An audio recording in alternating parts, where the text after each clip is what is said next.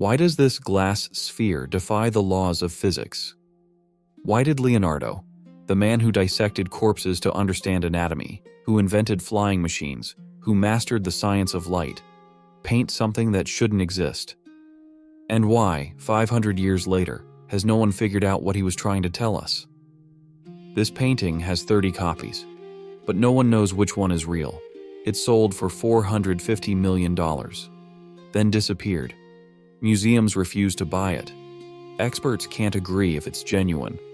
And there's a mystery hidden in plain sight, something Leonardo encoded into this image that we're only now beginning to understand. This is the story of the most mysterious painting ever created, and the secret it's been keeping for 5 centuries. All of that coming up right now. Let's dive in. Look at this sphere. For 500 years, artists and scientists have been staring at it, confused, because it's wrong. If this were solid glass, which it appears to be, it should act like a lens. It should magnify, distort, bend the light behind it. Christ's robes should look warped through the sphere, enlarged, twisted by refraction. But they don't. The fabric behind the sphere looks almost normal, undistorted. Early critics said, Leonardo made a mistake. This proves it's not his work. But here's the thing about Leonardo da Vinci. He didn't make mistakes like that. This is a man who dissected 30 human corpses, illegally by the way, just to understand how muscles work. He filled 7,000 pages of notebooks with studies of water, light, shadow, optics. He invented the helicopter, the tank, the parachute, in the 1500s. And you're telling me he didn't understand how glass works? No. Leonardo knew exactly what he was doing. In 2020, scientists at the University of California ran a computer analysis. They recreated the sphere in 3D, tested different materials, different structures, and they found something shocking. The sphere isn't solid glass, it's hollow, a thin shell, 1.3 millimeters thick, 6.8 centimeters in radius. And if you calculate the physics, the way light would pass through a hollow crystal sphere of that exact thickness, it matches the painting perfectly.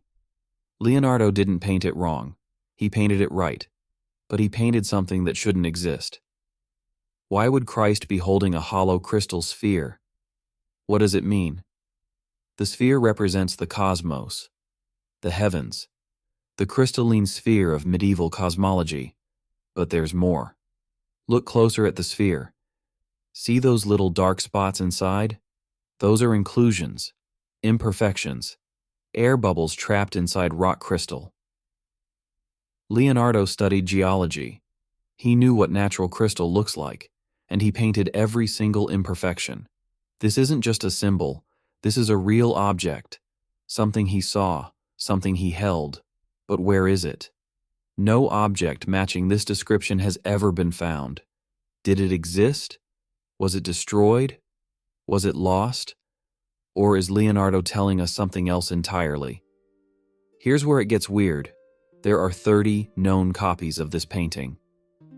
30, all painted by Leonardo's students, his workshop, his followers. Some are in museums, some in private collections, some in churches. But which one is the original? For 400 years, nobody knew. The painting vanished from history in 1763, completely disappeared, until 2005. New Orleans, a small estate sale. On the auction block, a dark, damaged painting, Christ holding an orb. The label said, "After Leonardo da Vinci," meaning a copy. It looked terrible. The face had been repainted, badly, by someone during the Counter-Reformation who thought Christ looked too feminine. So they added a beard and mustache, like a bad Photoshop job. The wooden panel was infested with worms, actual worms eating through the painting. It sold for $1,175. The buyers took it home in a plastic garbage bag. They brought it to Dianne Modestini, one of the world's top art restorers. She started cleaning it, And then she found something. The thumb. Christ's thumb had been moved, changed, repositioned by the original artist. That's called a pentimento. It means the artist changed their mind while painting. Copies don't have pentimentos, only originals. Modestini kept working. 6 years. Removing layers of bad paint, reconstructing the damaged wood, filling in missing sections. And slowly, a face emerged. A face she recognized. She compared it to the Mona Lisa. Quote, "The artist who painted her was the same hand that painted the Salvator Mundi." Her hands were shaking, because if she was right, this garbage bag painting was Leonardo. 2011, London's National Gallery. They put the painting on display with a label that said Leonardo da Vinci, circa 1500. Not attributed to, not workshop of, just Leonardo. The art world lost its mind. A lost Leonardo, rediscovered after 500 years. But something was wrong, because not everyone agreed. Moscow, the Pushkin Museum. In their collection, they have a Salvator Mundi, painted by Giampietrino, one of Leonardo's students. Nice painting, not worth much, maybe a few $100,000, except for one detail. On the back of the painting there's a stamp, Cr. Carolus Rex, King Charles, the royal seal of King Charles I of England. In 1649, King Charles was executed, beheaded. His art collection was sold off in 1651. The inventory lists: a piece of Christ done by Leonardo, sold to Captain John Stone for £30. For centuries, Christie's, the auction house, claimed that the $450 million painting was that painting, the one from King Charles's collection. That was the provenance, the proof of authenticity. But there's a problem. All of King Charles's paintings were stamped on the back, CR, with a crown. The Moscow painting has the stamp. The $450 million painting does not, which means the painting that sold for nearly $500 million probably wasn't King Charles's Leonardo. The Moscow one was, and the Moscow one is a student copy. So what the hell did they sell? Here's what happened behind closed doors. In 2010, before the painting went public, the owners tried to sell it to museums. First, the Hermitage in St. Petersburg. They said no. Quote from the Hermitage director, "The museum already has a very good Salvator Mundi by Titian." Translation: "We don't think this is a Leonardo."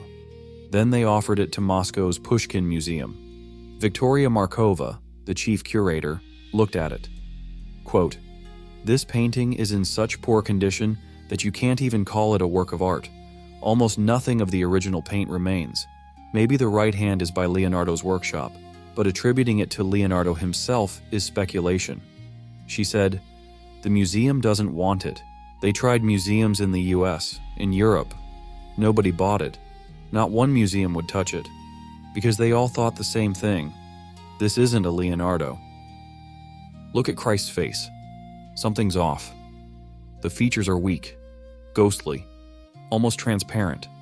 Compare it to the Mona Lisa, or John the Baptist, or any Leonardo portrait. Those faces are alive, magnetic. They pull you in. This face? It's flat, lifeless, like a mannequin. Critics say, Leonardo would never paint a face like this. But here's the disturbing truth. We don't know what the original face looked like, because it was destroyed. Before restoration, the face was a mess. Overpainted, damaged, cracked.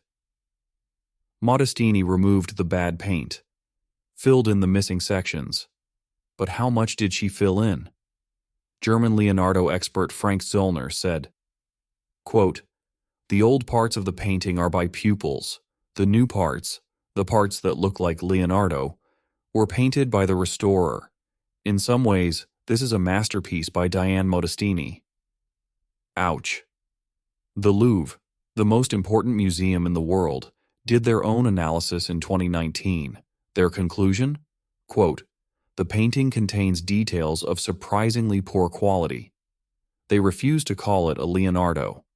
When they planned to show it at their big 2019 Leonardo exhibition, they wanted to label it Workshop of Leonardo da Vinci. The owner refused, so the Louvre didn't show it at all.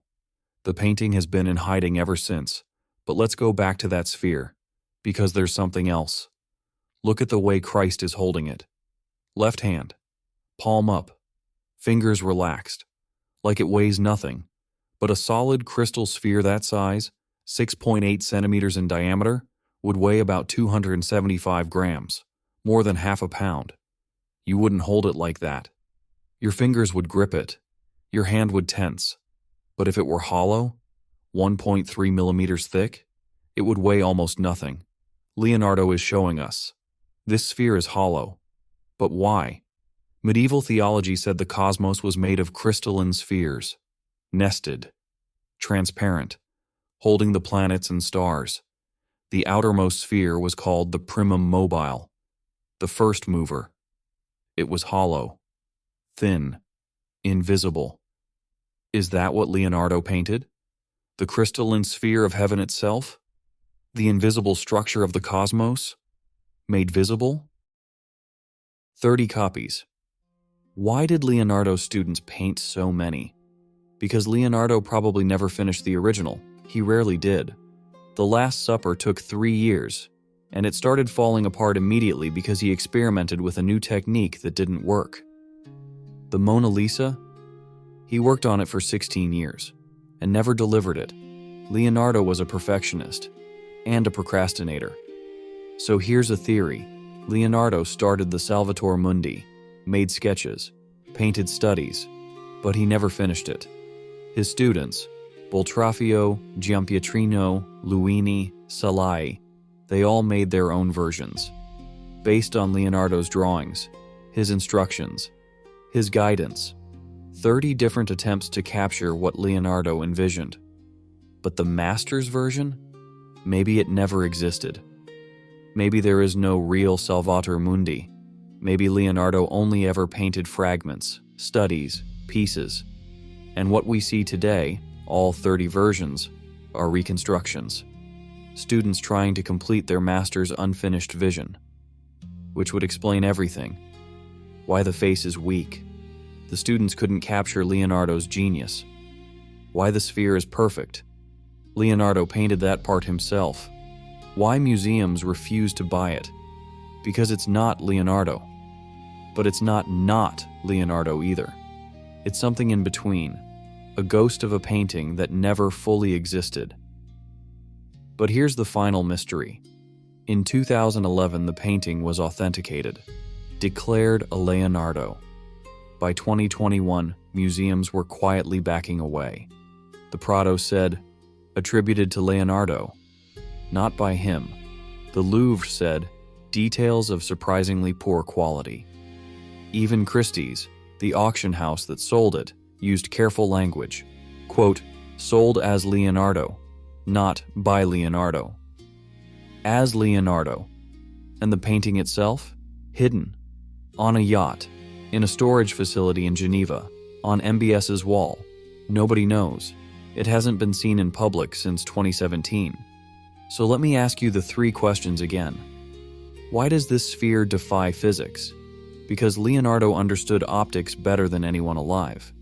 He painted a hollow crystal sphere, something that shouldn't exist but does in the painting. A perfect mathematical impossibility made real. Why did Leonardo paint something that breaks the rules? Maybe because he was showing us something beyond the physical world. The crystalline sphere of heaven. The invisible structure of creation. A reality that exists but can't be seen.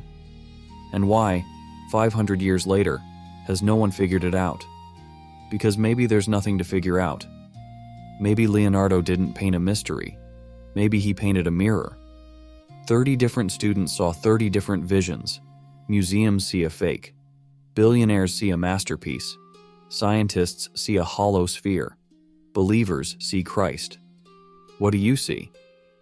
Because 500 years later, we're still arguing, still searching, still trying to decode the mind of a genius who saw the world differently than anyone else. The Salvator Mundi isn't just a painting, it's a test. And we're all still failing.